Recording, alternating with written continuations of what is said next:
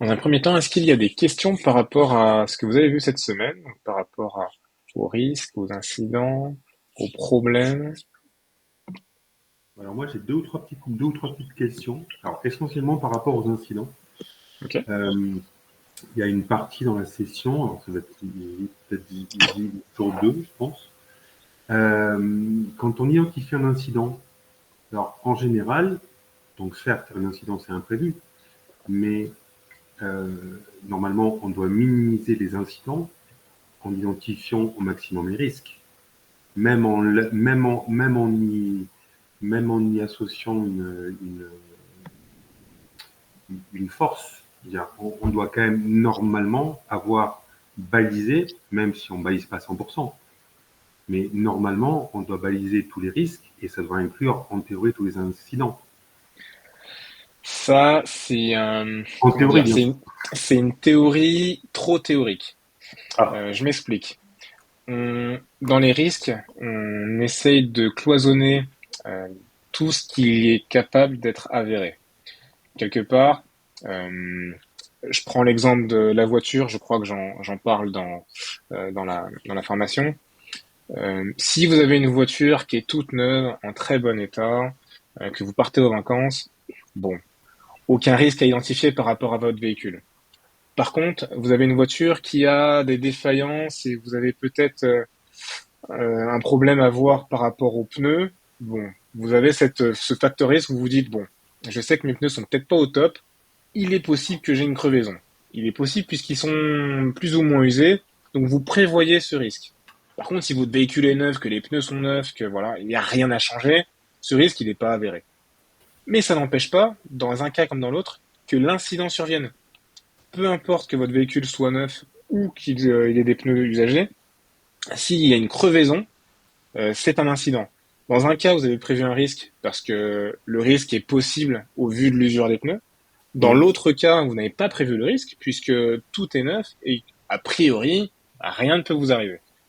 Donc c'est pour ça que dans les risques, on ne peut pas tout prévoir.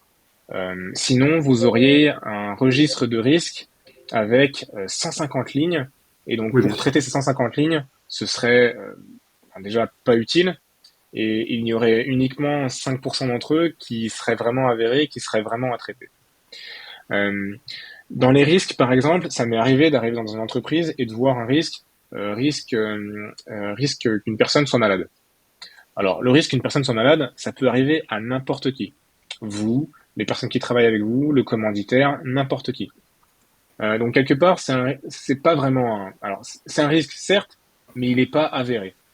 En revanche, une personne qui a peut-être l'habitude, parce qu'elle a l'habitude, qui a mal par rapport à sa santé, on sait qu'elle a une santé fragile et elle est très utile pour le projet, mais il est possible que cette personne-là tombe encore dans une phase d'arrêt maladie parce que on a ce cas avéré, parce que enfin, je sais pas pour quelle raison en particulier, mais c'est quelque chose qu'il faut cloisonner puisqu'on sait que ça peut arriver. Là, oui, le risque peut être enregistré en disant, ben voilà, cette personne elle est essentielle, il nous faut une personne pour en réponse au risque, il nous faut une personne pour la remplacer lorsque elle n'est pas là, ou si on sait qu'il y a une opération qui sera prévue par rapport à son cas de figure, de telle date à telle date, on sait que ça va arriver, donc il faut pouvoir y répondre. Mais on ne peut pas avoir ce risque général, risque qu'une personne tombe malade, alors qu'on Bien n'a sûr. aucune information par rapport à ça. Ok.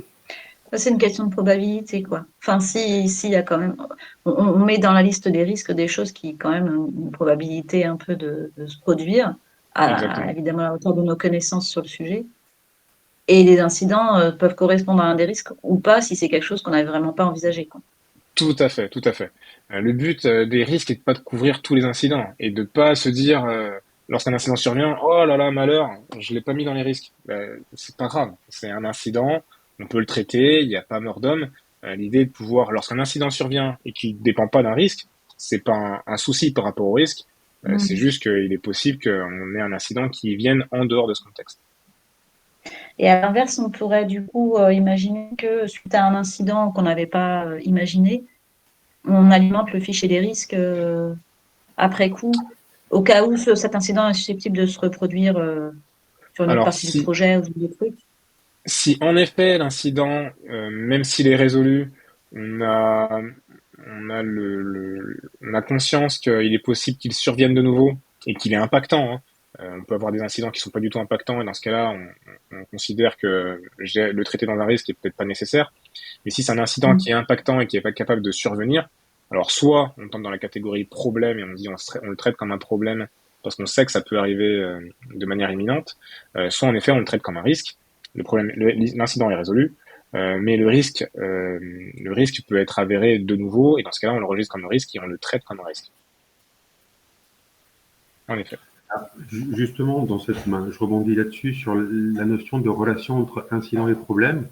Mm. Est-ce que donc passer d'un nombre d'incidents à un problème inclut donc le nombre d'incidents, bien sûr, mais est-ce qu'il y a une notion de seuil?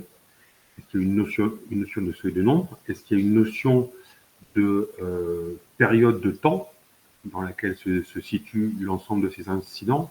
Ben, il peut y avoir il peut y avoir un incident euh, sporadique, enfin, oui, sporadique, qui va se produire par exemple tous les, je sais pas moi, tous les 15 jours, 3 semaines, un mois. Est-ce que ça, est-ce qu'on doit être rétroactif dans la répertoriation des incidents et dire, tiens, certes, c'est pas un problème qu'on va qualifier de majeur et d'important, mais c'est quand même à régler. Alors, les catégoriser de manière rétroactive, dans le sens où on va finalement réenregistrer un incident ou un risque lorsqu'on voit qu'en fait c'est quelque chose qu'on n'avait pas vu, ce n'est pas nécessaire. En revanche, ce qui est intéressant de pouvoir réaliser, c'est d'avoir cette qualification de seuil par rapport au problème ou à l'incident en question. Je Oui, ne peux pas vous dire qu'aujourd'hui, si un incident se répète 10 fois, dans ce cas-là, c'est un problème. Cette règle, elle ne marche pas dans tous les cas de figure. Il faut que ce soit suffisamment impactant, même à deux occurrences. Dans certains cas, ça peut être trop. Dans le cas de la finance, dans le domaine dans lequel j'ai exercé une grande partie de mon activité, oui, euh, lorsque on doit soumettre un fichier de paiement de salaire, par exemple, si ce fichier de paiement de salaire est en échec, il suffit que ça arrive une fois pour qu'on le traite comme un problème, puisque on ne veut pas que ça arrive du tout une nouvelle fois. Imaginez des centaines de salariés, des milliers de salariés qui reçoivent pas leur salaire à la date prévue. Si cet incident survient, il faut qu'on puisse se mettre à table et se dire pourquoi c'est arrivé, comment, dans quel contexte, comment on peut faire en sorte à ce que ça n'arrive pas de nouveau. Donc quelque part, cet incident est arrivé une seule fois. Néanmoins, comme c'est arrivé une seule fois et qu'on avait un processus suffisamment rodé pour ne pas que ça arrive, comment c'est possible que ça arrive? Donc, on peut déjà qualifier cet incident, une fois qu'il est traité, comme un problème pour répondre à, à la problématique. oui, mais alors dans ce cas-là, alors je suis désolé, en fait j'ai l'impression que c'est un peu le serpent qui se mord la queue, c'est-à-dire que si cet incident-là unique est impactant, on est sur un risque. Alors, On aura donc identifié un risque. Mais, si vous voulez, après, si tu veux, après on est sur une notion de, en fait, on est sur la définition de risque, d'incident et de problème. Bon, après c'est propre à chacun, je pense. Mais alors pour revenir à tout ça, lorsqu'on est dans le projet, on a ces risques à évaluer, à qualifier. Les risques nous permettent d'être proactifs. Les risques sont là pour les risques. Lorsqu'on a un risque, ça veut dire que par rapport à cet élément risque, on n'a pas d'incident ou de problème qui est lié. Lorsqu'on traite un risque, s'il y a un incident par rapport à ce risque, le risque sort de la catégorie risque, c'est un incident. Donc on passe à l'autre catégorie. Par rapport au cas de figure que je précisais par rapport au salaire qui n'était pas versé, alors c'est un incident, certes, mais il concerne 100 salariés, par exemple. Donc c'est pour les salariés en question, c'est 100 incidents qui sont arrivés. C'est 100 personnes qui n'ont pas reçu leur ok, salaire. d'accord, Donc, ok, quelque part, d'accord. cette volumétrie, même si c'est arrivé une fois, que ça touche plusieurs personnes. Ce n'est pas une seule personne qui a perçu son salaire, on parle de plusieurs personnes. Donc c'est pour ça qu'on passe dans la catégorie problème, puisque lorsqu'une entreprise envoie ses salaires, elle les envoie pas un à un, c'est tous les salariés en même temps. Donc quelque part, c'est un vrai problème si ça se répète de nouveau. Donc voilà par rapport à la répétition. Mais en effet, lorsqu'on est dans la catégorie soit incident, soit problème, on ne parle plus de risque. On parle de risque une fois que les incidents et les problèmes sont clos et qu'on pense que ça peut survenir de nouveau. Et dans ce cas-là, on passe dans la partie proactivité, donc on veut prendre du temps d'avance et de se dire, ok, on a un risque peut survenir, comment on le gère? Mais du coup, cet élément-là n'est ni dans l'incident, ni dans les problèmes. C'est Ok. plus de la prévention, en fait. C'est de La la gestion des prévention, risques, c'est plus de l'ordre de la prévention. tout à fait. On n'a D'accord. aucune utilité à traiter un risque si un incident qui est avéré. Un incident, hein, c'est un risque avéré, quelque part. Soit le Mm. risque était déjà présent, on l'a identifié, et dans ce cas-là, on l'a identifié et il est arrivé. Soit il n'était pas identifié et il est là, et on se dit, malheur, on aurait pu le voir comme un risque. Mais il n'y a pas de malheur. L'incident est là et il faut le traiter, c'est tout ce qu'il y a à faire. Ouais. Et du Donc, coup, moi, c'est vrai que j'avais plus de mal à distinguer les notions de incident et problème. Euh, mais de ce que je comprends, c'est aussi dans le traitement qu'on fait de ces éléments que ça change, que l'incident, une fois qu'il est clos, à la limite, on s'en occupe plus, tandis que si c'est un problème, même si cet incident isolé est clos, on va continuer à gérer pour éviter justement des nouveaux incidents Tout similaires. à fait. C'est exactement ça. Ok. dans ce cas, je sais pas si vous m'entendez, dans Bien ce sûr. cas, Oui. on peut traiter dans ce cas l'incident comme c'est pour le risque. Si l'incident il est fort, il est faible ou il est moyen, et ben dans ce cas, on va le traiter comme pour le risque, hein. Comme pour le risque. Comme pour le Donc risque. on peut le catégoriser comme ça, c'est-à-dire un incident fort, un incident moyen et un incident faible. Tout à fait. Tout Dans le dépend de l'impact. registre des, en effet, tout dépend de l'impact. Dans le registre de risque, hein, il y a bien une notion de criticité. Donc, on peut avoir dans le registre de risque, on peut catégoriser ces incidents par rapport au fait qu'ils soient impactants ou moins impactants. En effet, il n'y a pas ce paramètre de probabilité puisque l'incident est là. Donc, il n'y a pas ce facteur de probabilité qu'il arrive. En fait, il est déjà là. Mais on peut bien avoir cette variable liée à l'impact, à la criticité. Ok, Est-ce merci. qu'il... Pas de souci. Est-ce qu'il y a d'autres questions? Alors, déroulons. Donc, en effet, cette semaine, vous avez vu les risques, les incidents, les problèmes. C'est vraiment trois activités à part entière. Euh, quelque part, les risques donc, sont vraiment dans la proactivité, on est dans la prévention.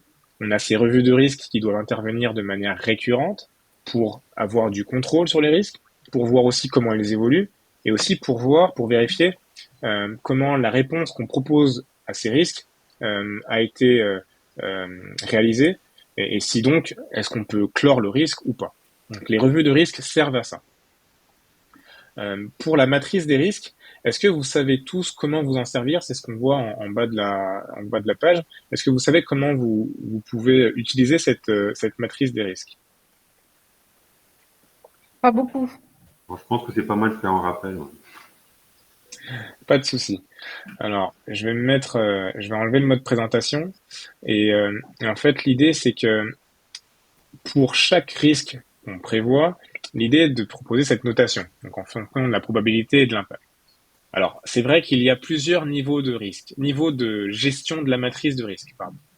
Donc, soit elle est sur trois niveaux, ça veut dire on a trois niveaux pour la probabilité, trois niveaux pour l'impact, soit quatre, soit cinq.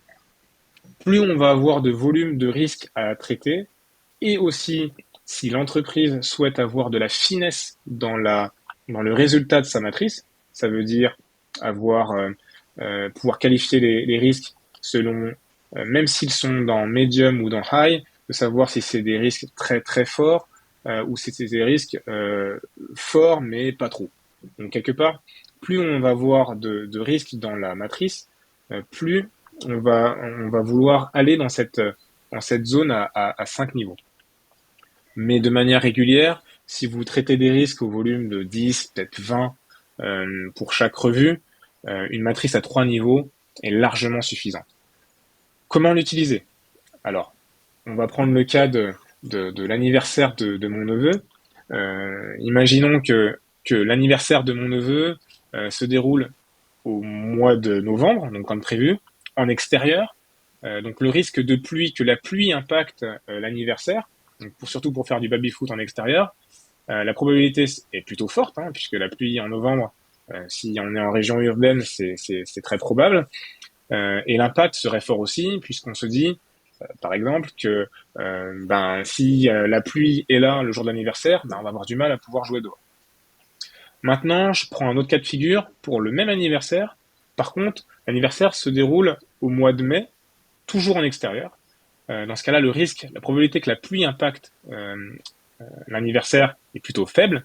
Par contre, l'impact, si la pluie survient, il sera fort. Donc s'il y a vraiment de la pluie alors qu'on est au mois de mai, ce qui est peu probable normalement, l'impact sera fort. Le même cas de figure, par contre, on fait l'anniversaire, on part tous en Corse. Donc on va au mois de mai ou au mois de juin en Corse, la probabilité que la pluie nous impacte est faible. En Corse, il fait plutôt beau, hein. Et l'impact en extérieur, si on fait cet anniversaire en intérieur, est plutôt faible. Donc disons qu'on le fait en intérieur en Corse, il fera beau et on a cette solution de pouvoir soit couvrir le terrain, soit d'être à l'intérieur, ce sera plutôt faible, puisque même s'il pleut dehors et qu'on est dedans, il n'y aura aucun souci. Donc voilà comment on utilise la matrice de risque, et en fonction du cas de figure, du contexte du risque, vous n'allez pas avoir le même résultat. Est-ce que c'est plutôt compris? Oui, ça veut dire que est-ce qu'il faut définir pour chaque abscisse les différents cas? C'est-à-dire que matrice à 3 niveaux, ça veut dire qu'il y a 3 niveaux sur la probabilité et 3 niveaux sur l'impact. Oui. Est-ce qu'il faut définir à chaque fois?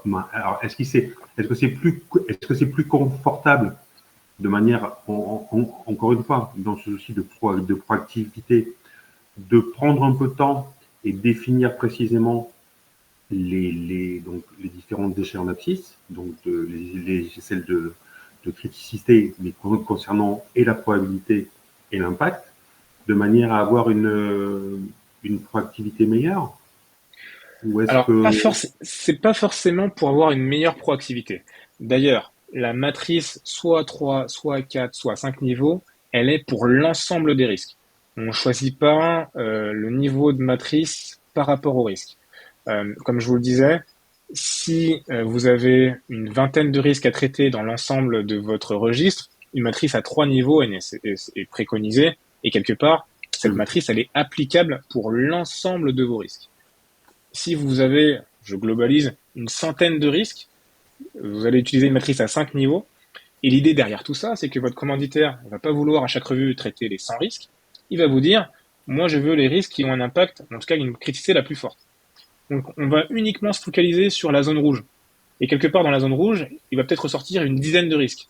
Et on aura les risques qui seront high 4, high 3, high 2, et quelque part en fonction du niveau d'impact, on va traiter d'abord ceux qui sont le plus forts pour aller jusqu'à ceux qui sont le plus faibles. Mais on ne traitera peut-être jamais, en tout cas on ne discutera peut-être jamais des risques qui seront dans la partie médium ou dans la partie low. Donc tout va dépendre de comment le commanditaire ou les personnes qui travaillent avec vous pour les revues de risque veulent travailler sur les risques. C'est l'idée.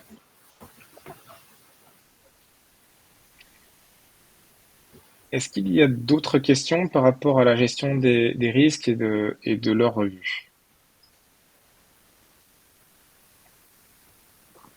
Sur les méthodes de résolution, tu vas peut-être en parler après. Pour résoudre les risques? Ouais. Les incidents, je pense, plutôt. Oui, les incidents. Alors, en effet, on va justement switcher vers les incidents. Les incidents, eux, surviennent de manière non prévue. Donc, c'est un incident survient. Il n'est pas forcément programmé. L'incident, c'est pour cette raison qu'on les traite de manière dynamique. Donc, l'idée pour traiter de manière dynamique un incident, contrairement à un risque, c'est que un risque, on va peut-être avoir une revue une fois par mois, au même rythme qu'un comité de pilotage, par exemple. Tandis que les incidents, on va les traiter plutôt de manière hebdomadaire, au même titre qu'un comité projet. Donc quelque part, comme les incidents surviennent de manière dynamiques et qu'ils sont gérés au niveau opérationnel, donc par les opérationnels, donc les équipiers, les chefs d'équipe, c'est avec eux qu'on va avoir cette revue d'incidents. Pour répondre aux incidents, c'est simple. Soit durant la revue d'incidents, on est capable d'identifier comme la manière dont on va résoudre l'incident en question. Et donc c'est pour ça que c'est dynamique, c'est que l'incident survient de manière rapide, on est peut-être capable de proposer une réponse rapide. Si ce n'est pas le cas, il faut peut-être prévoir un point spécifique par rapport à l'incident, surtout s'il est impactant, pour trouver la réponse adéquate. Donc il n'y a pas de réponse type par rapport aux incidents. Vous savez qu'en fonction de votre contexte projet, un incident peut être de toutes sortes. Donc difficile pour moi, par exemple, de vous proposer une réponse pour un incident dans l'univers de la biotechnologie, alors que j'ai peut-être un peu plus du monde de la finance ou de l'industrie. Donc ça, c'est en effet, ce sont les personnes qui sont opérationnelles, qui sont capables à la fois de vous présenter l'incident et de vous dire, ben voilà ce qui est arrivé, mais on peut parler de manière collégiale avec l'ensemble de l'équipe projet pour traiter l'incident et proposer des réponses.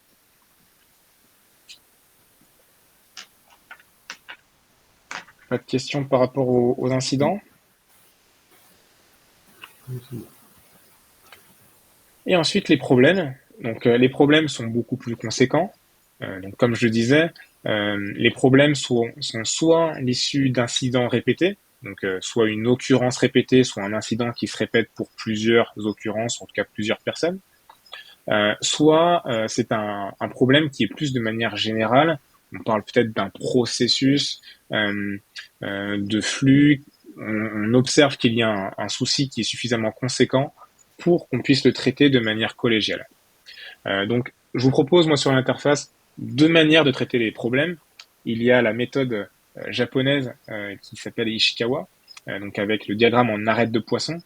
Ce diagramme est intéressant pour pouvoir le traiter avec toutes les personnes qui peuvent avoir une vision sur le problème.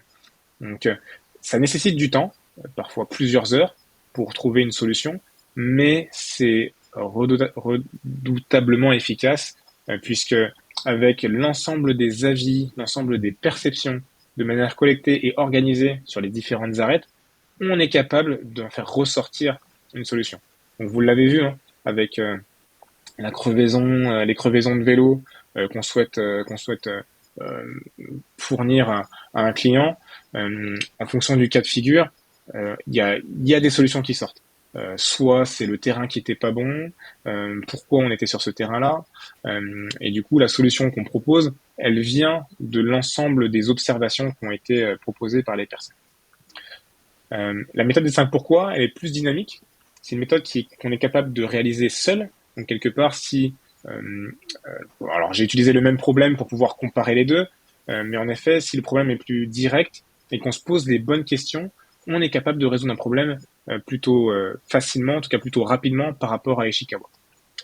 Donc voilà les deux méthodologies que j'ai proposées pour la résolution de problèmes. Je crois que c'est à cet endroit-là, j'ai pas le document sous les yeux, enfin la formation. Il y avait une autre méthode qui était proposée avec des OQCP, je sais pas quoi, enfin je me rappelle plus du nom. Oui. Et juste mentionné, et du coup je me demandais ce que c'était. Alors, un peu le même principe que la méthode des 5 pourquoi, où on se pose 5 fois pourquoi. Là, l'idée est de se poser la question avec qui, pourquoi, comment, et donc quelque part, là aussi, on atterrit à une réponse. Pareil, hein, il faut se poser les bonnes questions, en tout cas les questions au bon endroit, et on en ressort une réponse. Je trouve que la méthode des 5 pourquoi est plus simple, puisqu'on fait de la rhétorique. On revient, on tire la pelote de laine et on se dit pourquoi on crève? C'est tout bête, il y a des clous. Alors pourquoi il y a des clous? Voilà, etc., etc. Donc le fait de tirer la ficelle, on arrive vraiment, enfin en tout cas moi à mon sens, hein, on arrive vraiment plus à essayer d'arriver jusqu'à la racine. Tandis que l'autre est peut-être un peu plus technique, ou en tout cas je pense que pour la traiter seule, c'est peut-être un peu plus compliqué. Et du coup, le choix entre ces méthodes-là dépend peut-être aussi de la complexité du problème, non? Oui, alors en effet, un problème très complexe. Alors Ishikawa, moi je le préconise à 100%. L'idée de pouvoir, en fait, avec Ishikawa, le fait d'avoir ces ces 5 catégories, donc la matière, le milieu, enfin voilà, 5 catégories qui peuvent être alimentées par différentes personnes. Et lorsqu'on déroule vraiment la méthode des 5 pourquoi, l'idée est d'avoir de manière séparée par les différentes personnes qui se composent, en fait, les personnes qui traitent le problème, leur avis, mais pas écrit de manière publique. Ils l'écrivent de leur côté, donc chacun de son côté, et on récupère les réponses pour les mettre dans chacune des catégories. C'est ce qui permet Ah oui, d'éviter c'est ça. d'avoir en fait une personne qui, enfin, en tout cas d'être influé par les personnes qui sont dans la même salle. Chacun l'écrit un petit peu de son côté, et puis avec des post-it, on se dit, ben voilà, ça c'est pour le milieu, ça c'est pour la matière, ça c'est pour les moyens, etc. Donc c'est ce qui est intéressant avec la méthode Ishikawa. Ok. Est-ce que vous avez d'autres questions par rapport aux risques, aux incidents et aux problèmes?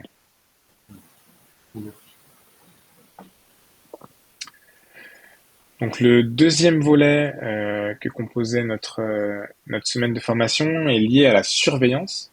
Donc quelque part la surveillance du budget, la surveillance du projet sont des activités qui sont importantes à traiter de manière à pouvoir bien suivre, bien contrôler son projet. Euh, ce que je préconise, c'est qu'en effet, pour chacun des lots de travaux, des sous-phases, des phases, on a ces différents paramètres budgétaires. Donc, quelque part, un lot de travaux coûte tant, en tout cas nécessite tant d'efforts. Du coup, la somme des lots de travaux qui sont dans la sous-phase, donc la sous-phase coûte tant. Du coup, si on fait la somme des sous-phases, la phase a tel budget. Donc, ce qui vous permet, lorsque on vous demande où vous en êtes au niveau du budget, de vous dire, bah, écoutez, dans cette phase-là, on en est à tant de consommation. On a terminé l'ensemble de ces lots de travaux qui sont soit en dessous, soit au-dessus du budget. Et du coup, vous êtes capable de proposer une certaine maîtrise. En effet, le budget, ensuite, est divisé en ces différents paramètres. Le budget alloué, donc ce qui a été proposé, ce qui a été fourni au projet. Le budget prévisionnel, donc en fonction de ce que vous avez et de ce qui a été réalisé, et par rapport au reste à faire, vous êtes capable de vous dire, bah, par rapport à ce qu'il nous reste à faire, et on avait prévu tant, du coup, par rapport à ce qu'on a consommé, ben, on est soit un petit peu en dessous, soit un petit peu au-dessus. Et donc le budget consommé, donc, comme son nom l'indique, c'est le budget qu'on a déjà consommé, qui a déjà été utilisé. Ces trois paramètres vous permettent en fonction du niveau, des lots de travaux, des sous-phases, des phases, de proposer du coup une maîtrise du budget de votre projet. Ensuite, par rapport au suivi du projet en lui-même, il faut toujours corréler cet aspect budgétaire avec la progression du projet. Ça ne veut rien dire si vous dites que votre projet est bien avancé et il est avancé à 70%. C'est très bien. Par contre, si vous dites que à 70% de la progression du projet, vous avez consommé 90 ou 95% du budget, là, la réponse n'est pas la même par rapport au commanditaire. Le commanditaire va vous dire, vous avez grillé votre budget.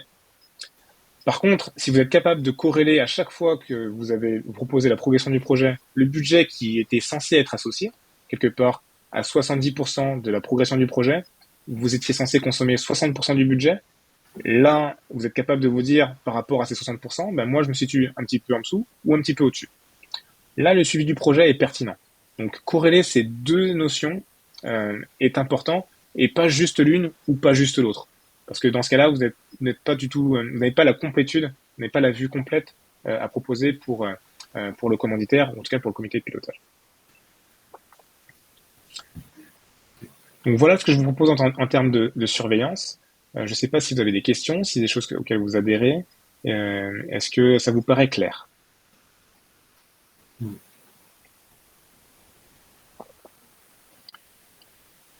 Et par rapport aux exercices de cette semaine, est-ce que ça vous avait paru compliqué?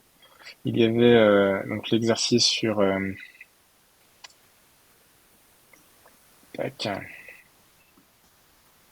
sur les risques, du coup, donc au début avec la Fashion Week, et l'exercice sur la répartition du budget dans les différentes phases. Vous avez été à l'aise un petit peu avec tout ça, avant que je vous propose mes réponses et aussi le corriger? La Fashion Week, j'ai pas pu y accéder. J'ai jamais pu l'ouvrir. Ok. Donc j'ai pas insisté, j'ai fait des mises à jour, je dis bon tant pis. Donc voilà. Donc, je l'ai pas fait. C'était l'énoncé, tu veux dire? Qui s'affichait pas? J'arrivais pas, j'avais beau cliquer, remettre à jour, il se passait rien. Je n'ai pas eu accès à l'exercice. Donc, bah, je l'ai pas fait. Ok. C'est pas bien. Bah, et en même temps, si t'as pas l'exercice, c'est normal que tu le fasses pas. Alors, Ah, sur, moi, Pas de souci. j'ai pas eu le temps pro cette semaine, je ferai ça ce week-end. sur le double exercice de la Fashion Week, en fait, moi j'ai eu mon retour alors peut-être un peu évident, c'est-à-dire que la première partie correspondant à notre domaine de compétences, c'était par rapport à notre projet, est effectivement plus simple Oui. que de se raccrocher à un projet. Alors perso, moi je suis absolument pas. Certes, j'étais en cosmétique, mais pas dans cette partie-là. Et c'est vrai que c'est difficile de se transposer en fait dans un domaine qui n'est pas le nôtre, de manière à identifier potentiellement les risques pertinents, quoi. C'est ça. Mais c'est Après, un exercice intéressant en tout cas. en tout cas, le cas de la Fashion Week est une situation qui, moi, c'est fait exprès, hein, c'est une situation qui est très empirique. Bien, ah oui, un peu, un petit J'ai peu. j'ai déjà eu le cas d'apprenants hein, dans mes premières sessions qui me disaient moi j'ai lâché l'affaire, c'est impossible à faire. C'est en 3 semaines, moi j'abandonne. Si on me donne ce projet-là, je dis que je le fais pas. Donc voilà, enfin, et ça, Ok. ça dépend des cas de figure, mais c'est vraiment fait exprès d'avoir cette situation empirique où on peut imaginer hein, que vous êtes sous pression et que dans 3 semaines il faut livrer. C'est un petit peu aussi le domaine, hein, la mode et la cosmétique, de fournir des produits dans un temps très serré. Donc voilà, c'était un peu l'idée de vous transposer dans cet écosystème pour en sortir Mm. les risques. Et du coup, on peut se rendre compte que c'est réalisable. Donc voilà, je vais regarder vos réponses. Je vais vous transmettre aussi le corrigé donc à l'issue de la classe virtuelle. Bah, si Isabelle, tu veux faire l'exercice, parce que du coup, il y aura l'énoncé dans le document que je te donne, sans regarder la réponse, bah, du coup, tu pourras le faire. Et moi, j'avais une question plus d'ordre logistique, mais j'ai pas fait un exercice, mais j'ai vite fait l'énoncé. J'ai vu que c'était assez détaillé avec plusieurs étapes et tout ça. Et du coup, je me demandais si ça ressemblait à ce qu'on pourrait avoir par rapport à la certification, le petit Alors, examen. quelque part, je vous y prépare bien, puisque non, ce genre d'exercice n'est pas dans la certification. Je dirais que c'est plus simple. Les situations, en effet, qui sont en effet pas dans votre contexte métier, ressemblent aussi à ce qu'on pourrait avoir dans la certification, dans le sens où ça peut très bien être lié à la maroquinerie ou à un autre contexte projet. Mais l'exercice en tant que tel, euh, les réponses que vous pouvez fournir pour l'exercice vont aider pour la certification, mais dans l'exercice que je propose, c'est un peu plus poussé que ce qu'on vous demandera. Donc quelque part, Ok. si vous répondez plutôt facilement, avec suffisamment de détails, parce que c'est le détail qui est attendu lors de la certification, c'est là où on va vous attendre. Ça me fait penser qu'il faut que je vous fournisse un email, parce que je crois que je l'ai pas fait, avec le détail des modalités de passage de l'examen.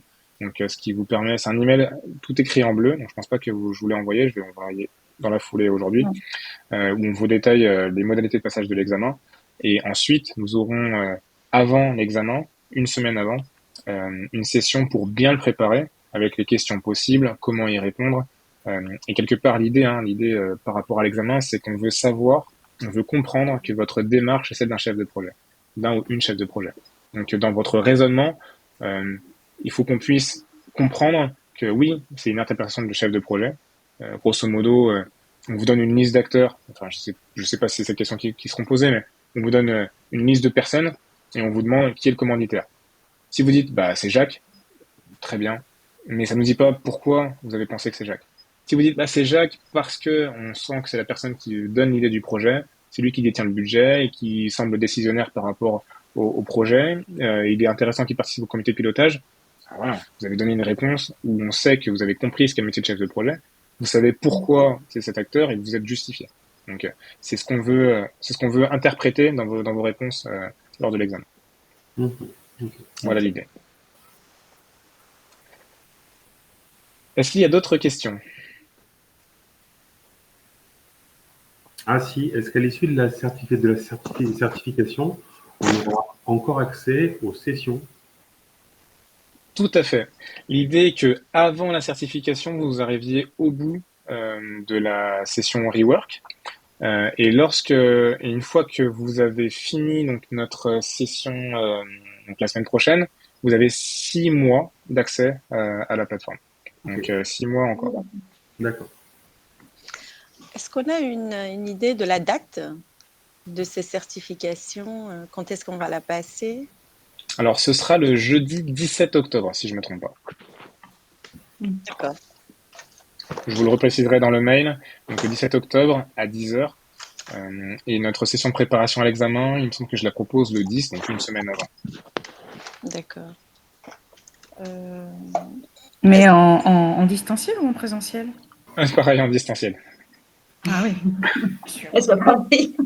Oui, c'est vrai que ça aurait pas de sens de tout faire en distanciel et puis hop, l'examen vous le faites en Bah, présentiel. Non, disons, non, ça pourrait se faire, il faut anticiper, quoi. ouais, il faut anticiper. 17, Rendez-vous tous en Corse pour l'examen. Voilà. Sympa. Ouais. Est-ce qu'on aura accès aux documents C'est bon. des examens qui sont passés auparavant? Voilà, non. Alors malheureusement, moi j'ai aucun examen, j'ai aucune copie d'examen, et donc du coup j'ai pas d'exemplaire. Par contre, j'ai vent des différentes questions qui sont parfois posées. Donc c'est pour ça que durant la session de préparation à l'examen, on va pouvoir les aborder. Très bien, merci. Ok. Et ça dure combien de temps? L'examen dure 2 heures. Donc de 10 à 12. De 10 à 12, ouais. On vous propose de venir vous connecter un petit peu avant, grosso modo une demi-heure avant, pour être sûr que la connexion fonctionne, que vous avez tout ce qu'il faut. Mais l'examen sera de 10h à midi.